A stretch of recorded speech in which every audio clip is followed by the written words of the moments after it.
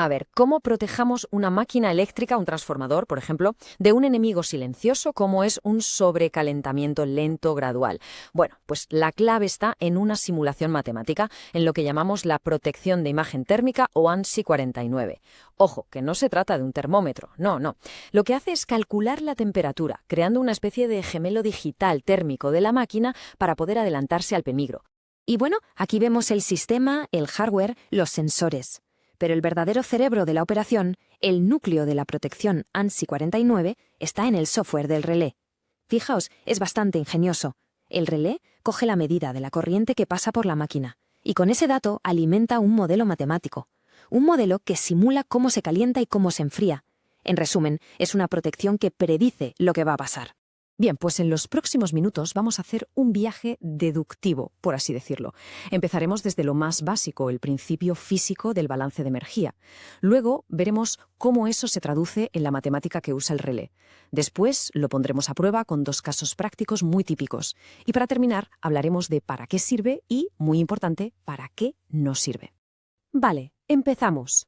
Todo buen modelo, para que funcione, tiene que basarse en un principio físico sólido. Y en el caso de la imagen térmica, ese pilar fundamental es el balance de energía. Es sencillo.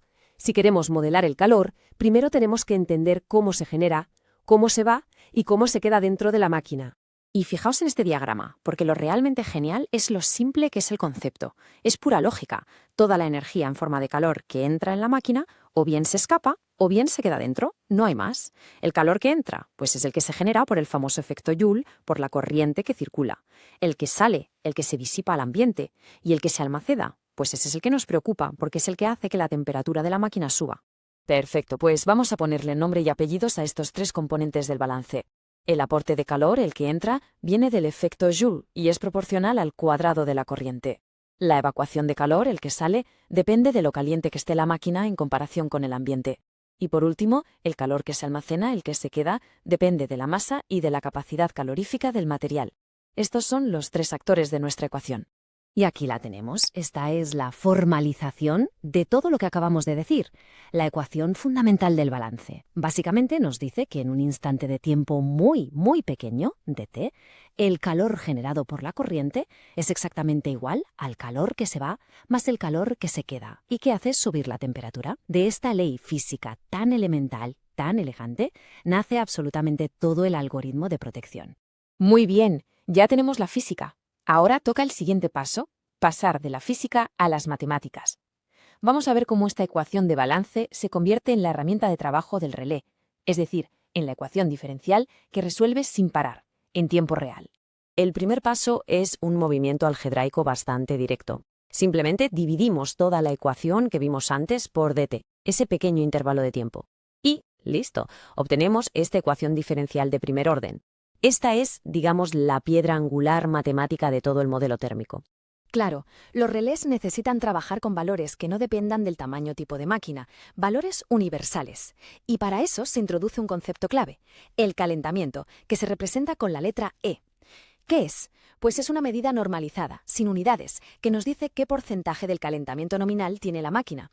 Por ejemplo, si E es igual a 1, o el 100%, significa que la máquina está trabajando justo a su temperatura normal de diseño. Vale, ¿y cómo llegamos a la ecuación final que usa el relé? Pues el proceso es, la verdad, bastante elegante. Partimos de la ecuación diferencial que ya teníamos. Luego la normalizamos usando este nuevo concepto, el calentamiento E. Y finalmente usamos un pequeño truco matemático aprovechando las condiciones de trabajo nominales para simplificar todas las constantes. Es un proceso de simplificación muy potente. Y... ¡tachán! Aquí está el resultado. Toda esa física compleja del calor, de la disipación, del almacenamiento, se condensa en esta ecuación tan compacta y elegante. Es increíble, ¿verdad? El relé lo tiene ahora muy fácil. Solo necesita medir la corriente real, la I, conoce la corriente nominal de la máquina y con un solo parámetro más puede calcular el calentamiento E en todo momento. Y ese parámetro misterioso que nos faltaba es tau, la constante de tiempo térmica. Este es un dato fundamental que nos da el fabricante. Podríamos decir que es como el ADN térmico de la máquina, define su personalidad. Si la tau es grande, significa que la máquina tiene mucha inercia térmica, se calienta y enfría despacio, como un horno de ladrillos. Si la tau es pequeña, reacciona muy rápido, se calienta y enfría en poco tiempo. Bueno, basta de teoría. Vamos a la práctica, que es donde se ve todo más claro. Pongámonos en el primer caso de estudio, un arranque en frío. Es decir, imaginemos que la máquina está parada, a temperatura ambiente, y de repente le metemos una carga constante. Al resolver la ecuación para este escenario, obtenemos esta curva exponencial tan característica. Fijaos en su comportamiento. Al principio el calentamiento sube muy deprisa, pero a medida que pasa el tiempo, la subida se va frenando, hasta que se estabiliza en un valor final. Y aquí un dato importantísimo. Justo cuando ha pasado un tiempo igual a la constante tau, el calentamiento ya ha llegado al 63% de su valor final. Es una regla de oro de este modelo. Y esta fórmula que vemos aquí es, ni más ni menos, la expresión matemática de esa curva que acabamos de describir. El relé la usa internamente para hacer sus cálculos. Con ella puede predecir cuánto tiempo va a tardar en llegar al umbral de disparo que le hayamos programado, siempre y cuando la corriente de carga no cambie. Venga, vamos a ponerle números a esto para que se entienda perfectamente. Imaginemos un transformador con una constante de tiempo, una tau, de 45 minutos. Lo arrancamos en frío, pero con una sobrecarga del 30%. La pregunta es, si hemos ajustado el disparo de la protección en el 115% del calentamiento nominal, ¿cuánto tiempo tardará en saltar? Pues hacemos los cálculos y el resultado es 51 minutos. Ahí está la potencia de este modelo. Nos permite saber con una precisión asombrosa cuánto tiempo va a aguantar la máquina esa sobrecarga concreta antes de que la protección actúe para salvarla. Bien, pasemos ahora al segundo caso. Un escenario que la verdad es mucho más común y también mucho más peligroso. Una sobrecarga que aparece cuando la máquina ya está en marcha trabajando a su temperatura normal. Lógicamente, en este caso, la curva no empieza en cero. Partimos de un calentamiento E que ya es 1, el 100%, porque la máquina ya estaba caliente. Todo el calentamiento extra que produce la sobrecarga se suma al que ya teníamos. La forma de la curva sigue siendo exponencial, pero, y esto es crucial, el margen que nos queda hasta el disparo es muchísimo más pequeño. La fórmula matemática cambia un poquito, como es normal, para tener en cuenta este nuevo punto de partida. Pero la filosofía, el principio que hay detrás, es exactamente el mismo. Predecir cómo va a evolucionar el calentamiento a lo largo del tiempo para poder actuar antes de que sea tarde. Y volvemos a nuestro ejemplo. Mismos datos, transformador con una tau de 45 minutos, misma sobrecarga del 30% y mismo ajuste de disparo al 115%. La única diferencia, pero una diferencia enorme, es que ahora partimos de la máquina ya caliente. La pregunta es la misma. ¿Cuánto tiempo tenemos ahora? 11 minutos, solo 11 minutos. La diferencia es brutal. Hemos pasado de casi una hora a apenas 10 minutos. Esto demuestra de una forma clarísima por qué es absolutamente vital tener en cuenta el estado térmico previo de la máquina, y eso es precisamente lo que la protección de imagen térmica hace de maravilla. Muy bien, y ya para ir terminando, es súper importante que quede algo claro. Este modelo, a pesar de lo potente que es, no deja de ser una aproximación, una simulación.